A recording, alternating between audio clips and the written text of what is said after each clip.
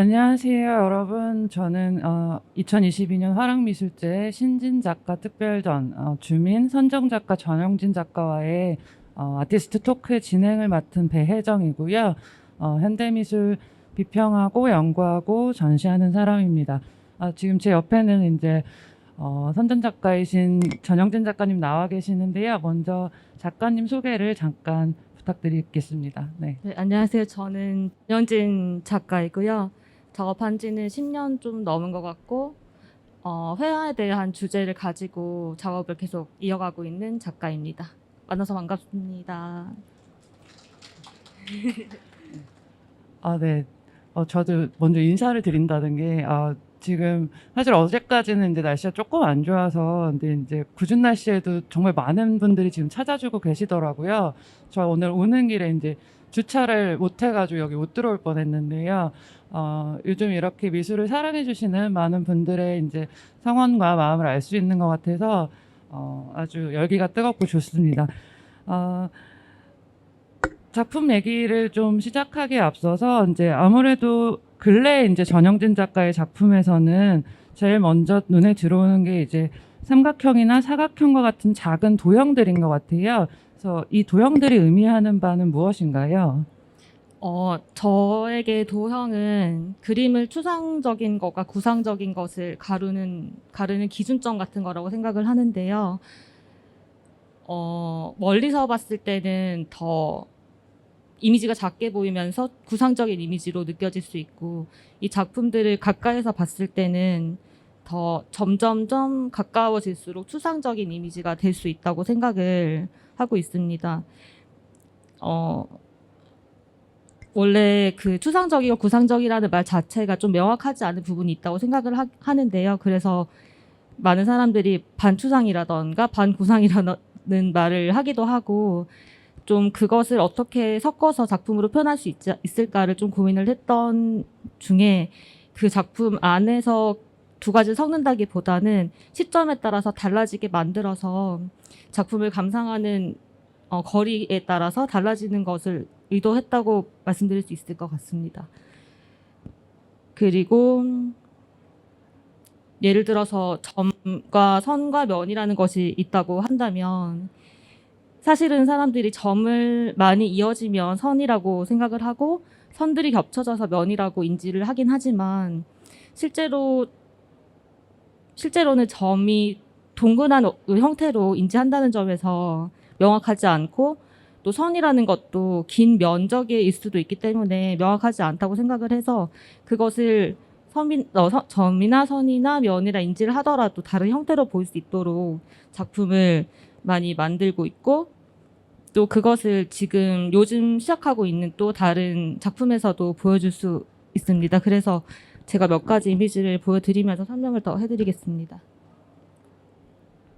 예를 들어 이런 형태의 작품들은, 지금 전시하고 있는 작품들은 더 회화의 평면성을 유지하기 위해서 더 평평하고 매끈하게 작품을 그렸다면, 요즘 작품들은 저런 형태가 마테리얼 자체가 돼서 이미지로 보여줄 수 있는 것, 예를 들어 그냥 원형의 형태지만 이것이 태양이나 달이나 혹은 뭐 행성으로 보일 수도 있는 것으로 유도를 하고 있는데요. 사실은 이거 자세히 봤을 때는 그 동그라미의 형태 하나가 요즘 새로 개발된 재료들의 하나로서 어떤 재료의 덩어리라고 또 인지할 수 있을 것 같아요. 그러니까 그런 실험들을 조금씩 하고 있습니다.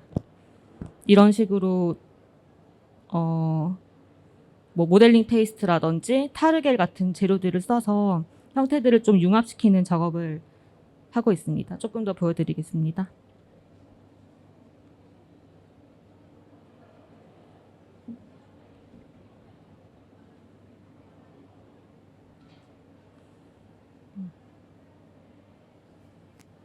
여기서도 선이라고 느낄 수 있지만, 또 이것이 하나의 면으로서 빛이 내려온다거나 아니면 뭐 바람을 가른다거나 이런 식으로 인지할 수 있다는 점을 좀 흥미롭게 생각하고 있습니다.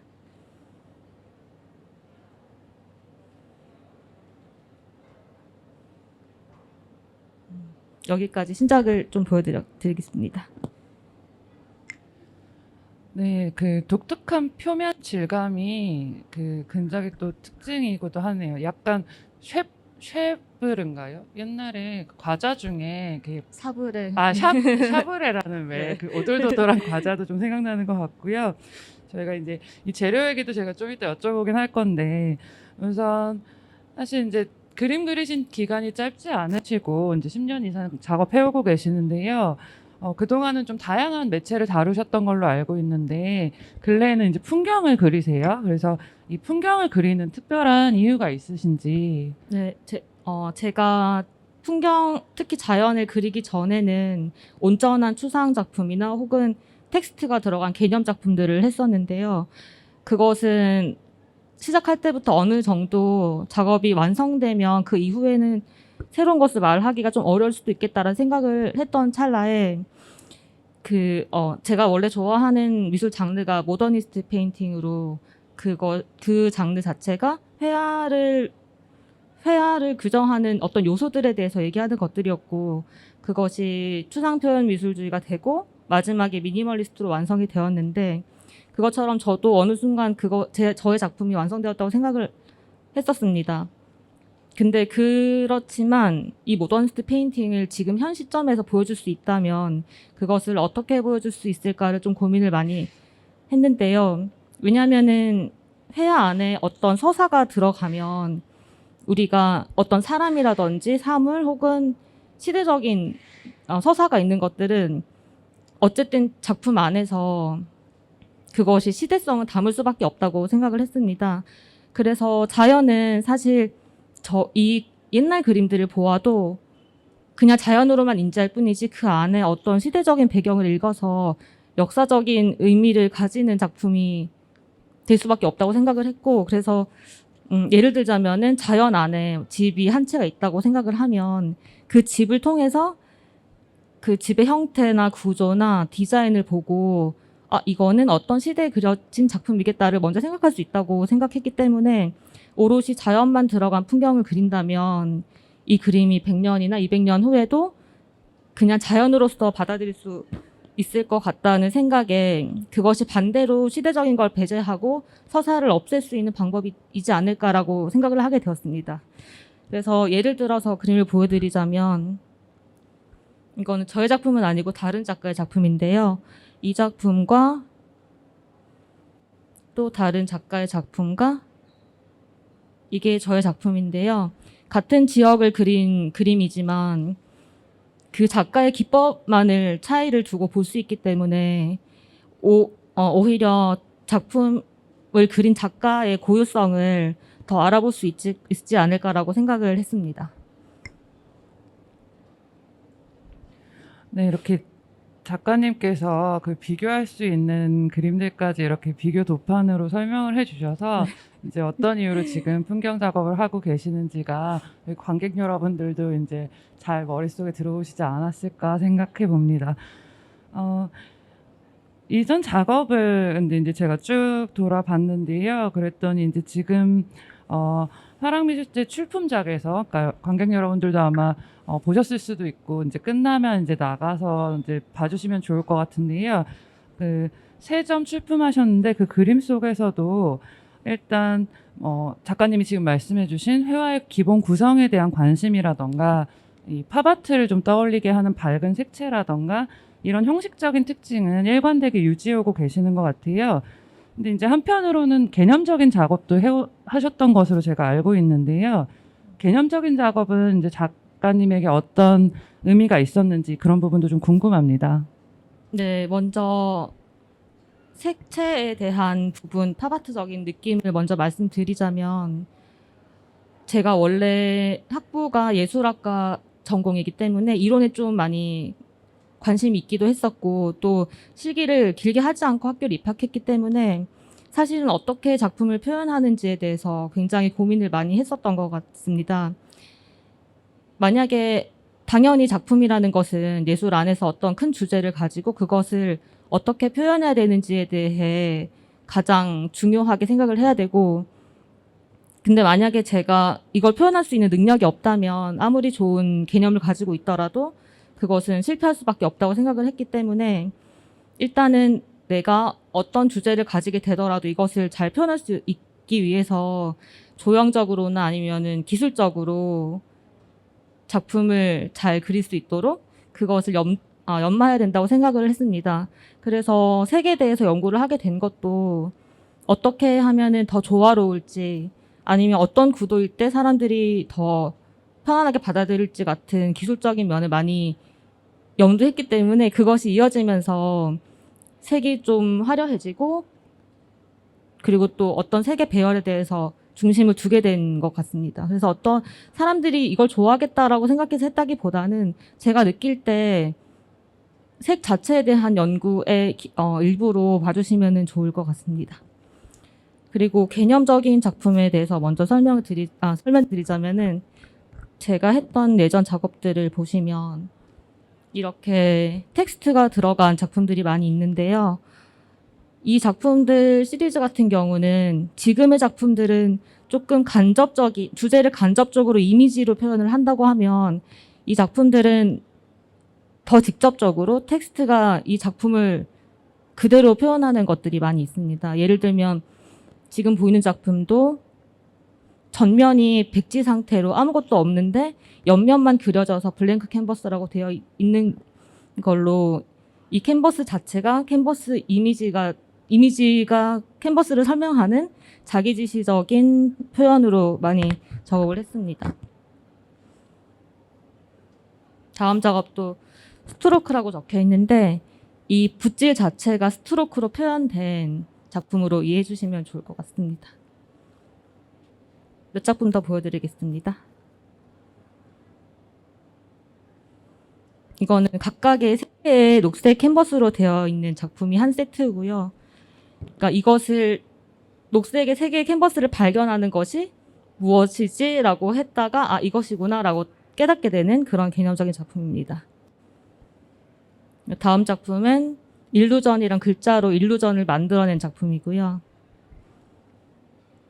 다음 작품은 캔버스의 기능이란 작품인데 이때는 대학원생일 때였는데 회화가 어떤 역할을 할 수 있을지에 대한 고민을 담은 작품입니다.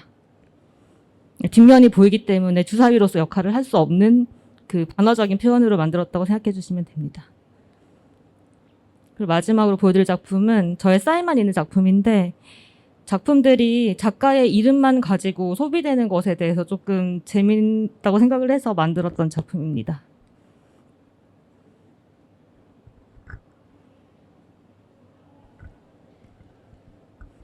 그리고 잠시 말씀드리자면은 이 작품들은 내용을 캔버스에 입힌 느낌이라고 볼 수 있다면 지금 작품들은 더 캔버스의 표면에 더 집중해서 만들어낸 이미지들이라고 생각해 주시면 감사하겠습니다. 아까 그러면 보여주신 주사위 작업은 제가 이제 이미 슬라이드가 빨리 넘어가서 못 봤는데 사이즈는 얼마 정도 됐나요? 사이즈는 60cm 정도 돼서 네. 앞에서 정면에서 들어올 때 봤을 때는 주사위가 꽉 찬 것처럼 느껴지지만 결국 뒤로 돌아서 다른 작품을 보게 될 때 뒷면이 비어 있는 것을 발견하게 되는 작품이었습니다. 그러면 이제 두 개였던 건가요? 아니면 하나인데 사진을 두 개로. 네. 그러면 마치 굴려도 될 것처럼 보이지만 실제로는 굴릴 수 없는 작품이었던 거네요. 네. 알겠습니다. 지금 전영진 작가님의 이제 근작을 보면 아까 말씀드렸듯이 뭐 삼각형이나 사각형이나 뭐 마른 목걸이나 이런 기본 도형들을 생각나게도 하지만 또 오늘날에 이제 이미지가 다 디지털화되어 있는 것들, 이제 우리가 뭐 스마트폰이나 아이패드나 이런 기기로 이미지를 접하게 될 때 그 이미지 세계를 구성하는 픽셀을 생각나게 하는 것 같기도 해요. 그래서 혹시 이런 매체의 변화에도 관심이 있으신지. 네. 일단 현대 미술에서 회화를 하는 작가들은 오롯이 회화만 한다고 저는 말을 할 수 없을 것 같다고 생각하는 것이, 저 같은 경우에도 사진기로 찍어서 레퍼런스로 보고 작업을 하거나 혹은 아이패드에 있는 프로그램으로 드로잉을 하거나, 그리고 그림이 완성된 이후에도 이것을 뭐 포토샵 같은 그 프로그램을 이용해서 보정하고 또 노출할 때는 또 SNS나 홈페이지 같은 곳에 올릴 때 또 디지털로 변환이 되는 과정을 거치기 때문에 회화 작가들도 당연하게 디지털과 연결되어 있다고 이미 생각을 하고 있습니다. 그래서 SNS 계정 같은 걸 볼 때도 하나씩 이렇게 이미지를 만들어서 올려야 되는 그런 과정들이 필요한데요. 그래서 회화 작가긴 하지만 다른 매체와 떨어질 수는 없다고 생각을 하고 있습니다. 그래서 제가 요즘 관심이 있는 것은 뭐 회화를 하지만 설치를 하겠다, 뭐 다른 뭐 사진 작업을 하겠다 이렇게 다른 매체를 새로 시작해야겠다고 생각하지는 않고요. 반대로 이런 디지털 환경이나 프로그램을 잘 다뤄야 되는 상황에 놓인 회화가 어떻게 다른 매체의 영향을 받아서 회화적인 이미지를 구축할 수 있을까에 고민이 좀 많은데요. 제가 앞서 보여드린 마티에르가 되게 많은 작품을 생각하게 된 것도 실제로 많은 사람들이 SNS나 디지털 기기를 통해서 회화 작품을 소비하기 때문에 그것에 대한 반대의 역할로서 실제로 보아야만 하는 이유들을 만들어내야 된다고 생각을 하고 있습니다. 그래서 다른 작가의 작품에서도 뭐 예를 들면 에어브러시 같은 걸 써서 엄청 평평한 표면을 만들거나 아니면 굉장히 마테리얼을 많이 올린 작품들이 요즘 많이 생기고 있는데 그것이 잘 생각해 보면 오히려 디지털 환경이 회화로 하여금 그렇게 만들어지도록 유도한 것이 아닌가.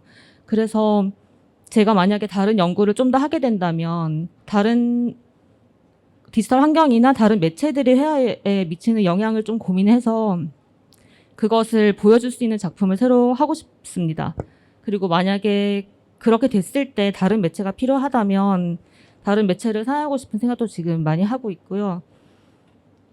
제가 앞두고 있는 6월 전시가 있는데 그 전시 때는 작품이 VR 이미지로 보여질 예정입니다. 근데 그거는 결과적으로 VR이긴 하지만 오히려 회화의 평면성이나 그런 것들을 역설적으로 보여줄 수 있지 않을까 그런 생각을 하면서 준비하고 있습니다.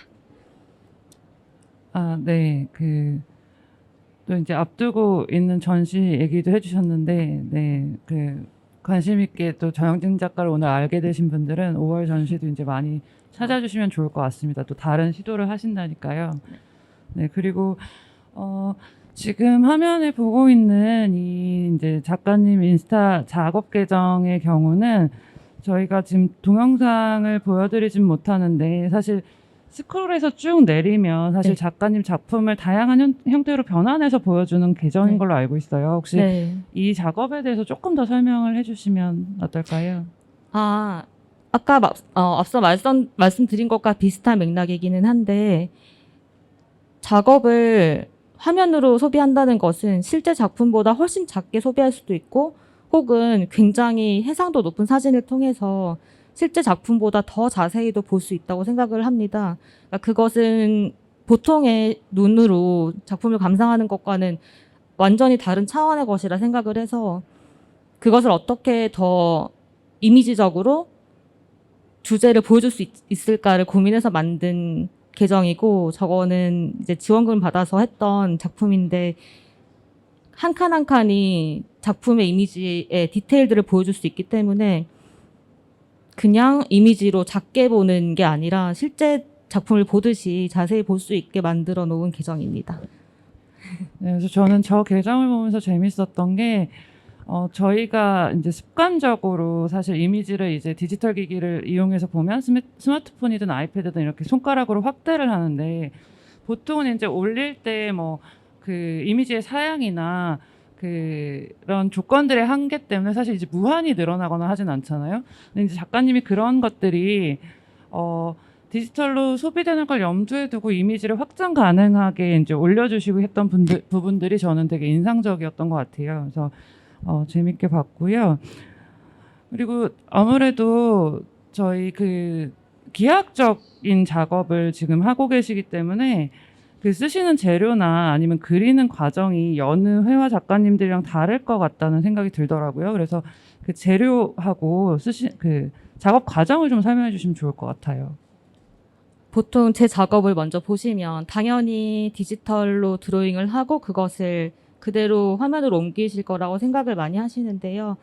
지금 전시하고 있는 작품들은 사진 그대로 옮겨서 그린 그림이라고 생각하시면 될 것 같습니다. 단지 예를 들어 꽃 같은 경우에 산과 섞어서 제가 다시 배열을 하긴 하지만 기반은 사진이라는 점을 좀 생각하고 보시면 더 재밌을 것 같고요. 그 외에 지금 요즘 하고 있는 작품들은 이렇게 디지털 드로잉이 왼쪽 작품이고요. 오른쪽이 실제 작품인데 아이패드에 있는 프로그램을 통해서 디지털 드로잉을 먼저 하고 이것을 화면으로 옮기는 과정으로 먼저 시작을 합니다. 재밌는 것은 오히려 완성된 작품이 더 디지털처럼 보일 수 있고 디지털 기기로 드로잉한 작품이 더 부드러운 선을 가질 수 있다는 것이 좀 재밌게 제가 느끼는 지점입니다. 실제로 제 작품을 지금 전시하고 있는 작품들을 보실 때에도 그것을 화면으로 볼 때는 실제로는 픽셀로 된 이미지인데도 불구하고 구체적인 형상이 있는 풍경으로 인지를 하고 하지만 실제로 그림을 보았을 때는 도형이 더 크게 와닿기 때문에 실제지만 그것을 픽셀처럼 느낀다는 점이 재밌다고 저는 생각하고 있습니다. 하나 더 보여드리면은 네, 이렇게 왼쪽이 디지털로 한 드로잉이고 오른쪽이 제가 직접 그린 그림입니다. 그리고 지금 하는 작업들은 실제로 보신 분들은 아시겠지만 굉장히 평평하게 그려져 있기 때문에 물감을 칠하는 것이 어떤 방법으로 되었을까를 궁금해하실 것 같은데요. 이렇게 칸마다 마스킹 테이프를 통해서 다 마감을 해놓고 그 안에 물감을 그린다기보다는 색을 메운다는 느낌으로 여러 겹 칠해서 또 테이프를 뜯어내고 또 같은 색깔을 가진 칸들을 또 마스킹 테이프로 막아서 색칠을 하는 방법을 하고 있습니다. 이것은 물감을 계속 말리면서 하는 작업이기 때문에 사계절 내내 선풍기를 옆에서 틀어놓고 이제 물감이 마르는 시간을 기다리면서 작업한다고 생각하시면 될 것 같습니다.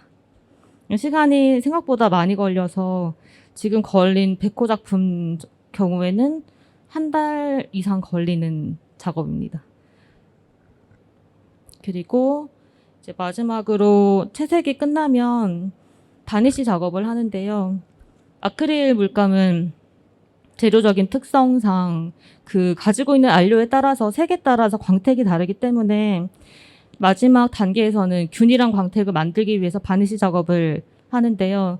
제 그림이 워낙 깨끗한 표면을 유지해야 되는 작품이기 때문에 바니쉬 작업을 할 때가 굉장히 까다롭고 어렵다고 저는 생각을 합니다. 왜냐하면 이제 바니쉬는 눕혀놓고 칠을 해야 되는데 먼지가 들어가거나 그런 일이 많아서 바니쉬 칠이 끝나면 먼지를 다 하나하나 다시 떼어내고 그 부분을 다시 바니쉬로 메꾸는 작업을 2번 정도 더 해서 마지막에는 최대한 제 눈에서는 먼지가 보이지 않도록 깨끗한 표면을 만들려고 노력하고 있습니다.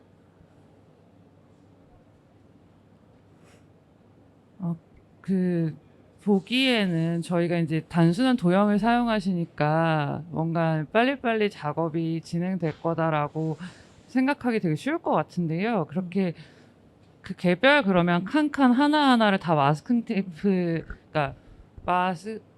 테이프로 테이핑하는 작업을 다 하시고 그러면 떼시고 다 말리시고 네. 그렇게 하시는 거군요. 네, 맞습니다. 그리고 이제 아크릴 물감은 색에 따라 불투명도가 달라서 노란색 같은 경우는 거의 20번 이상의 덧칠을 해야지 균일한 색이 나오기 때문에 색에 따라서도 시간이 많이 차이가 나기도 합니다. 그럼 바니쉬도 혹시 그러면 그 물감의 종류 같은 거 따라서 다른 종류를 쓰시는 건가요? 꼭 그런 건 아닌 건가요? 바니쉬는 제가 그림에 따라서 매트한 바니쉬를 쓰기도 하고 글로스 바니쉬를 쓰기도 하는데 지금 걸려있는 메인 작품의 경우는 멀리서 보시면 잘 모르시겠지만 가까이서 보면은 위쪽은 매트 바니쉬고 아래쪽은 글로스 바니쉬로 되어 있습니다. 제가 그렇게 만든 이유는 아랫부분은 물에 비친 형상이기 때문에 조금 더 물에 비친 느낌을 내기 위해서 글로스 바니쉬를 썼고 위쪽은 실제 비치지 않은 풍경이기 때문에 그 부분을 매트 바니쉬를 써서 작업을 했습니다. 아니, 저희가 사실 이제 미술을 시각예술이라고도 하고, 사실 저희가 완성된 캔버스의 결과물을 보고 그럴 땐 보통 색깔이 보이고 완료가 보이기 때문에 사실 거기서 보이는 것만큼의 어떤 작업량이나 이런 걸 생각하기 쉬울 것 같아요. 근데 이제 작가님 말씀 듣고 보니까 그냥 마무리라고 생각되는 부분에도 엄청 공정이 들어가겠구나 하는 생각도 들고요. 이제 이 토크를 들으신 분들은 왠지 끝나고 다 전영진 작가 섹션에 가서 바니 씨의 차이를 보시지 않을까 이런 생각이 듭니다. 아까도 잠깐 언급은 하셨었는데 이제 전영진 작가님이 학부에서 이론하고 회화를 복수 전공을 하셨더라고요. 근데 사실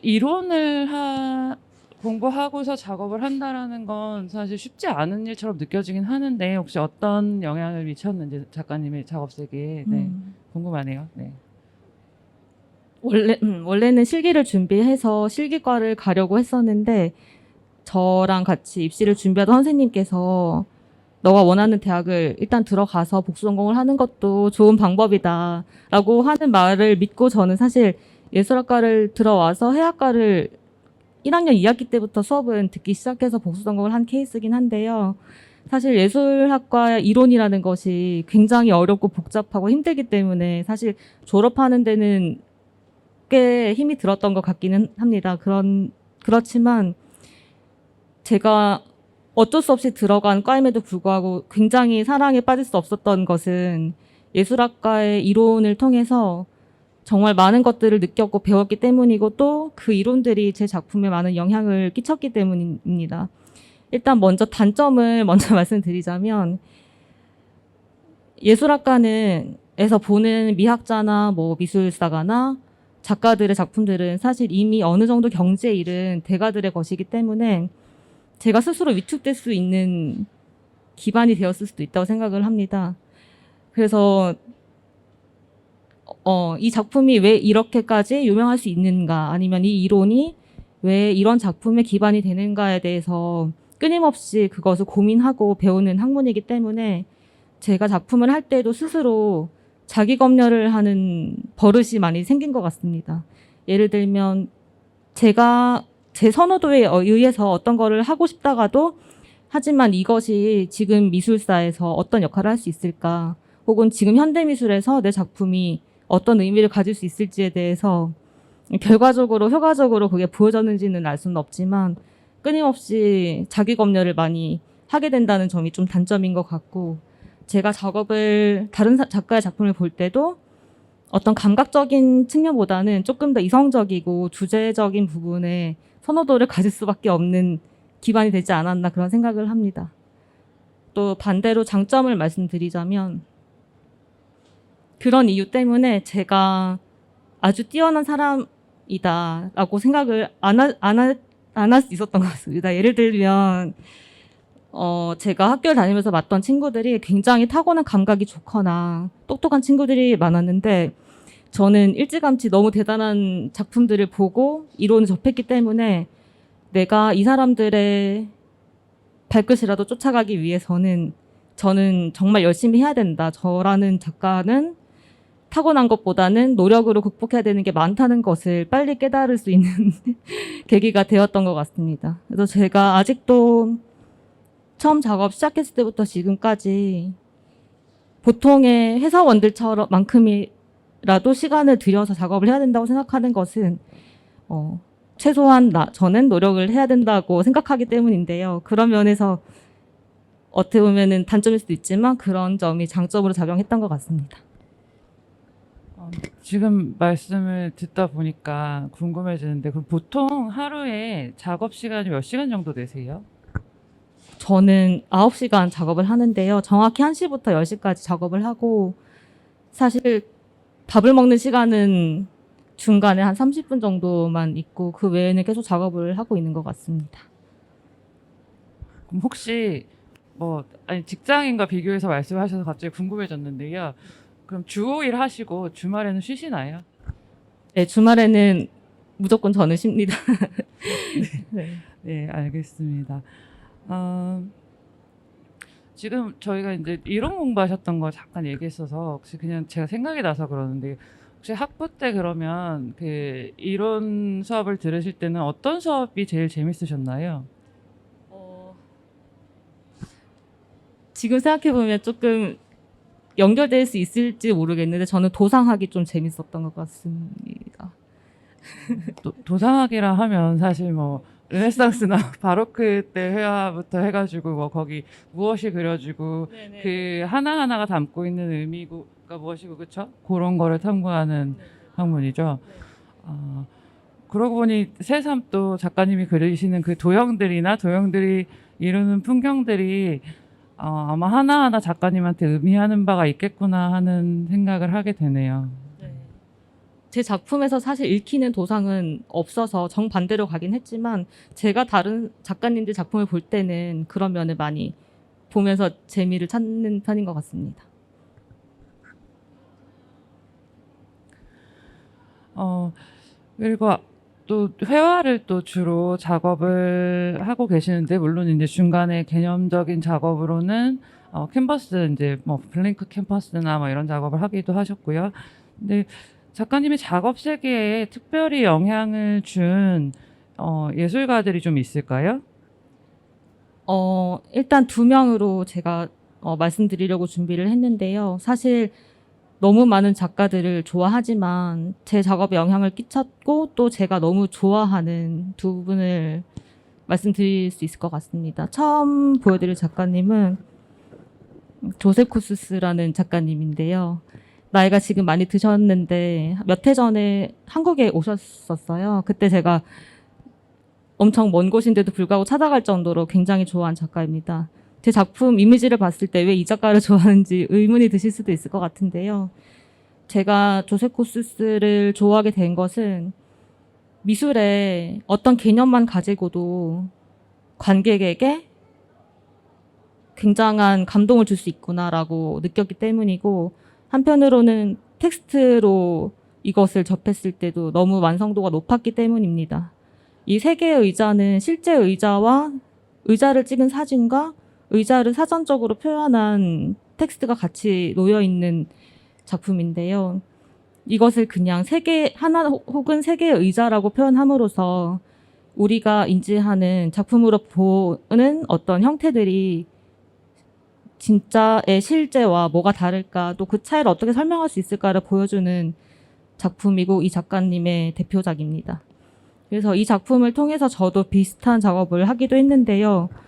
그 작품들은 사실 이미지적으로는 많이 다르긴 하지만 예를 들어 하나이거나 7개의 캔버스라든지 이것은 하나의 작품으로 볼 수도 있지만 캔버스로서는 다 떨어져 있는 작품들이기 때문에 이것을 하나로 볼 것인가 7개로 볼 것인가 또 이 이미지들이 서로 연결됐을 때 이것이 진짜 연결된 이미지들인가 이런 것을 생각할 수 있을 거라고 저는 생각을 했습니다. 그리고 하나 더 제 작품을 보여드리자면 이것은 10개의 원이 있는 캔버스들인데 저 10개의 캔버스 안에 들어간 재료들이 다 다른 재료들이어서 어떤 재료들은 아예 투명하게 거의 보이지 않기도 하고 질감만 있기도 하고 사실 이미지가 무엇을 얘기하고 있지는 않지만 우리는 재료의 특성만 가지고도 이 작품들의 10개의 원들의 차이를 느끼면서 회화의 어떤 질감들을 느낄 수 있지 않을까 생각을 해서 이런 작업을 했었습니다. 그리고 코스스 말고 또 다른 작가 한 분을 말씀드리면 여러분들도 많이 아실 마크 로스코인데요. 제가 조세 코스스를 좋아하는 완전 정반대 이유로 마크 로스코를 좋아하는데 처음 이 작품을 보았던 게 리움 전시였던 것 같아요. 근데 전시장을 들어가서 작품을 보고 저는 좋은 작품은 할 말이 너무 많게 되거나 아니면 할 말을 잃게 하거나 둘 중에 하나라고 생각을 하는데 조세 코스스가 할 말이 많아지도록 만드는 작품이라면 마크 로스코 작품은 할 말을 잃게 만드는 작품이라고 생각을 했습니다. 그러니까 어떤 회화의 이미지가 주제를 말하지 않고 제목을 말하지 않고 이 작품에 대한 이야기가 많지 않더라도 그냥 감동하고 슬퍼할 수 있고 또 사람들에게 영향을 끼칠 수 있다는 것을 이 작품을 보고 제가 느꼈기 때문에 정말 좋아하게 됐고요. 제가 봤던 작품은 아니지만 제가 좋아하는 작품이라 가져와 봤습니다. 네. 저도 특히 저는 조셉 코스보다 사실은 마크 로스코를 좋아하는 쪽이긴 한데요.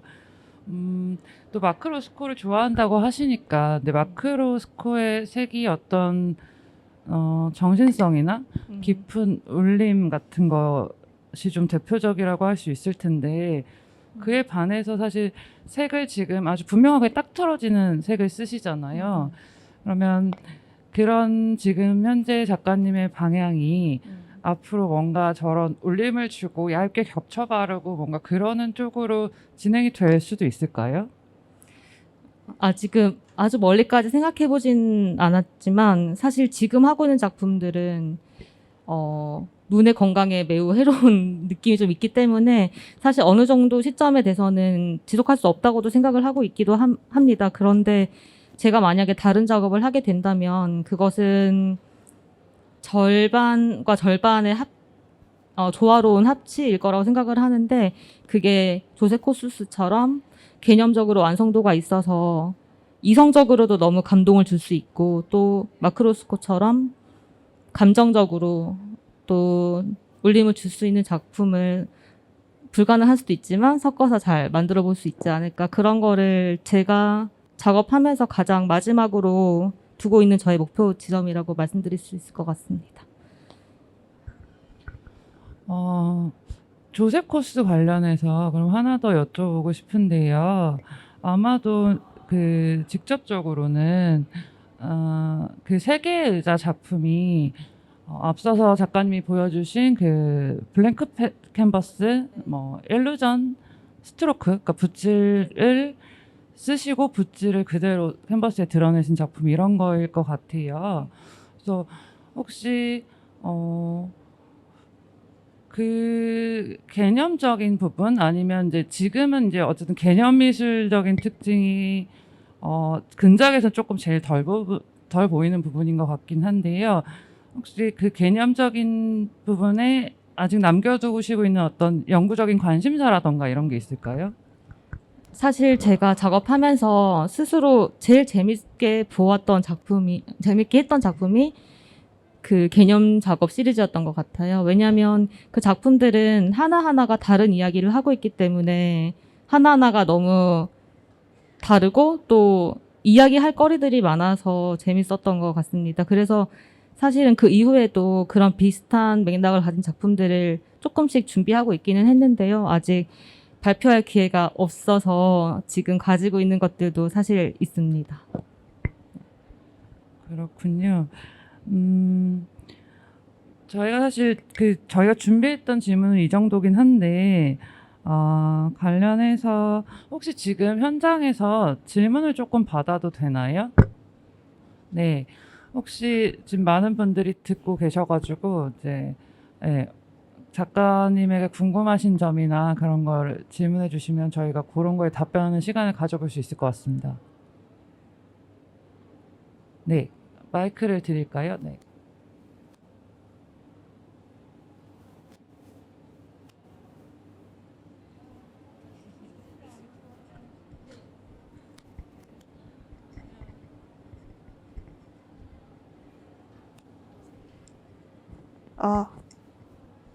그 작품에 있어서 약간 서사적인 부분을 배제하려고 하신다고 하신 것 같은데, 그러면은 지금 현대미술의 흐름에 있어서 서사적인 측면은 많이 빠져야 하는 그런 거라고 생각을 하실까요? 아니면은 앞으로 현대미술에 있어서 시각 쪽이 좀 더 강조될 거라고 생각을 하시는 그런 느낌일까요?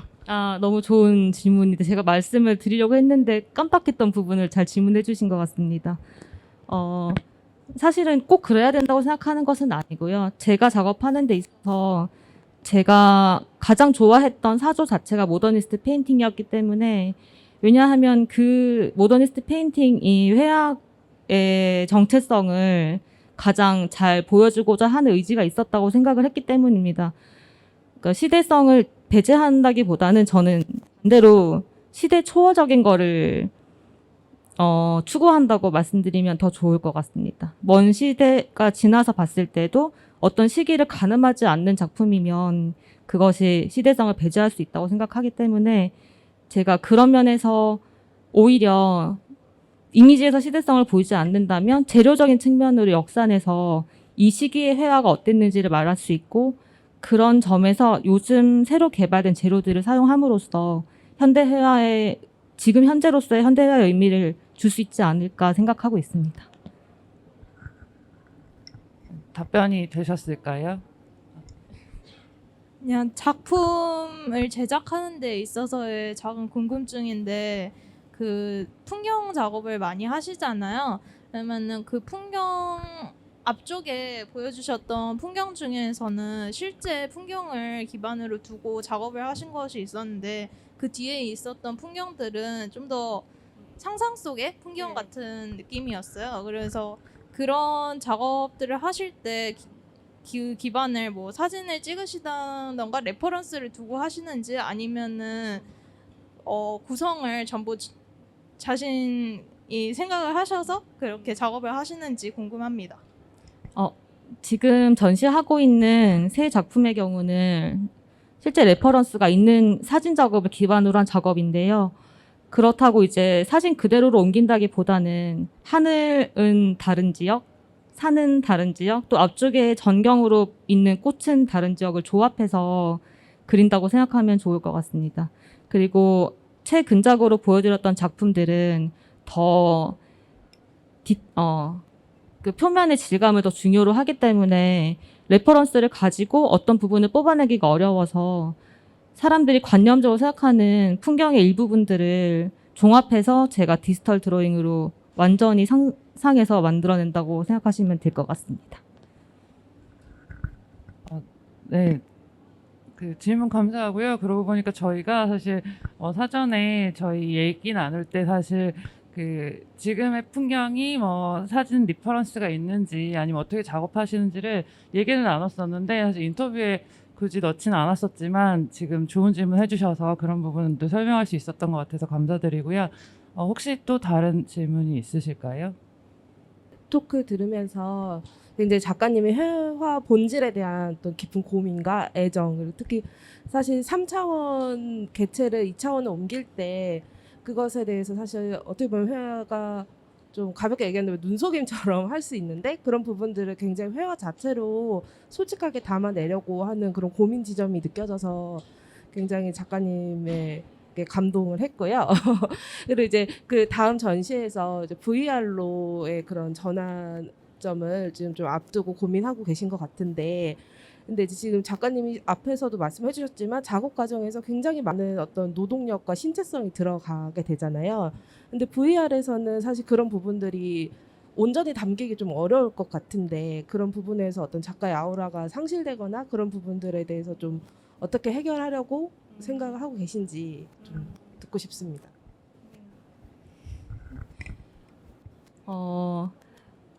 일단 생각나는 대로 말씀을 드리자면 저는 회화는 앞뒤가 없는 세상이라고 생각을 하고 있습니다. 그래서 제가 풍경을 그림에도 전경과 중경과 근경이 있음에도 그것이 하나의 한 장의 종이에 입혀진 것처럼 그려내는 것을 목표로 하고 있는데 VR로 이제 이 이미지를 전환을 할 때는 외려 그 한 장들의 겹겹을 다 분리시켜서 그 안을 탐구하는 것으로 만들려고 하는 지금 그 계획을 하고 있습니다.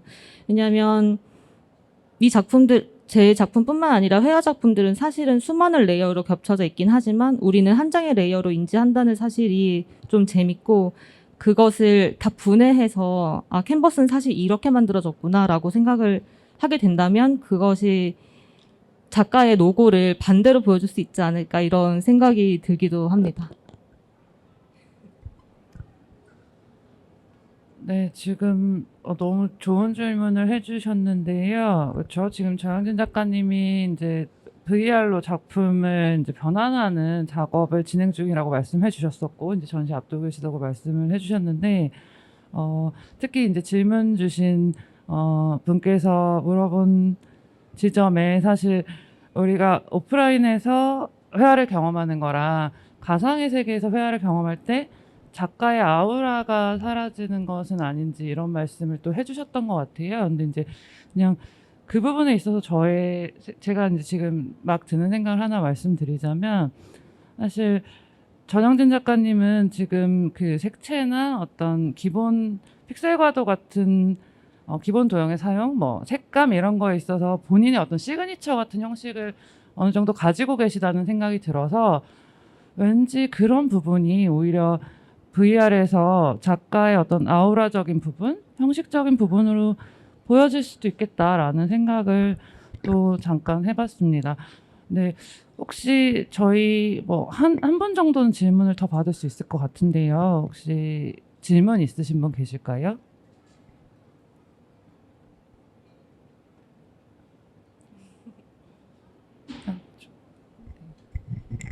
예, 저는 그 전시회 화랑 이런 데 처음 왔거든요. 그래서 사실 이 굉장히 낯설은데 그래도 작가님께서 저 같은 이 초보자 관람자가 작가님 작품을 관람할 때 어떤 방법이나 아니면 어떻게 바라봤으면 좋겠는지 좀 조언을 주셨으면 좋겠습니다. 네, 사실 현대 미술이라는 것이 이해하기가 굉장히 어렵고 까다롭기 때문에 대부분 화랑을 가면 요즘은 텍스트가 같이 있어서 텍스트를 통해서 이 작품을 이해해야 된다고 생각하는 경우들이 많은 것 같습니다. 근데 회화는 사실 아주 오랜 역사가 있기도 하고 회화 자체가 가지는 어떤 고유한 힘이 있다고 생각하기 때문에 일단은 먼저 이미지를 보시고 멀리서 보시고 또 가까이서 보셔서 어떤 차이가 있는지를 좀 느껴보셨으면 좋겠고, 또 만약에 이 내용도 궁금하시다면 옆에 있는 텍스트를 통해서 이 작품이 어떤 주제로 수행하게 됐는지, 또 그런 개념들이 잘 표현해냈는지를 비교하면서 감상하시면은 재밌을 것 같습니다. 네, 너무 좋은 질문 해주셨고요. 그러니까 저도 그 질문해 주시고 작가님이 답변하시는 동안 잠깐 좀 생각을 해 보았는데, 현대미술은 사실 어렵다고 생각되기가 되게 쉽죠. 그러니까 고도로 사실 발전해 왔고요. 특히 뭐 최근 한 100년 동안. 근데 전영진 작가의 장점은 그런 걸 것 같아요. 그러니까 사실 여기 그 뭐 색에 대한 접근이나 캔버스 뭐 회화 자체에 대한 접근이나 고민은 대단히 많으시지만, 이제 형식적으로 이제 관객분들께서 작가의 작품을 봤을 때 그래도 가볍고 편한 마음으로, 그러니까 그런 이제 사전 지식이나 고도의 이해가 없이도 시각적인 어떤 유희를 충분히 느끼실 수 있도록 작업을 하시지 않나 싶고요.